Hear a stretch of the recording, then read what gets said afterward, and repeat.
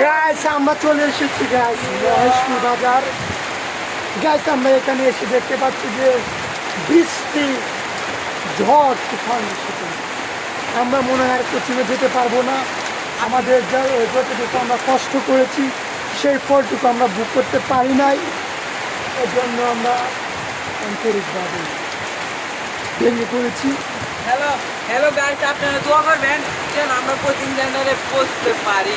Guys আমাদের কোচিংটা এই পাশে দেখতে পাচ্ছেন, ওই পাশে আমাদের কোচিংটা আর অল্পের জন্য আমরা যদি চলে যেতাম তাহলে কোচিংয়ের ভিতরে কোচিং যেতাম, সেখানে গিয়ে বিভিন্ন ধরনের আমরা বিনোদন শেখানোর চেষ্টা করতাম।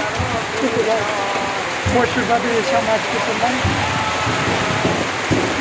তবু আপনাদেরকে আমি একটি ব্লগ দেওয়ার চেষ্টা করতেছি যাতে আপনারা দেখতে পারেন যে আমি কীরকম পরিস্থিতির মধ্যে আছে। গাইস এই পুরোটা অনেক কষ্ট করতেছে, যার জন্য সবাই দোয়া করবেন। আমরা এই ব্লগটুকু লং করতে চাই না, 1 মিনিটের উপরে হয়েছে। যাই হোক, আপনারা যদি আরও সাপোর্ট করেন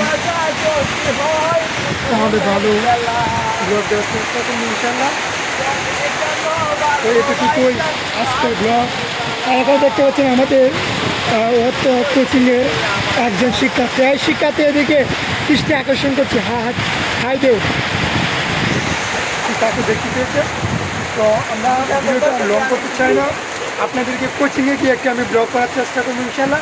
আপনাদেরকে আমাদের কোচিংটা ঘুরিয়ে দেখাবো আমরা কীরকম পরিস্থিতিতে আছি। কারণ আমাদের কোচিংয়ের ভিতরে অনেক অনেক জাতের মানে বাকলুকাত মানুষরা পালন করতেছে। টার্হি মুরগি আর কি তাতে টেহুরিয়া মুরগি। যাই হোক গাছ আমি ভালো করে বুঝতে পারতেছি না। গাছ আমার এই জায়গার মধ্যে গর্ত করে ফেলছে এই মুরগিগুলো। তাদেরকে আপনাদের দেখানোর চেষ্টা করবো যাতে আপনারা আন্দোলন করে এর থেকে এই কোচিংটাকে সরাতে পারেন। তো এই কোচিংটা আজকে ব্লগ ছিল। নেক্সট কোনো ব্লগে আপনাদের থাকবে।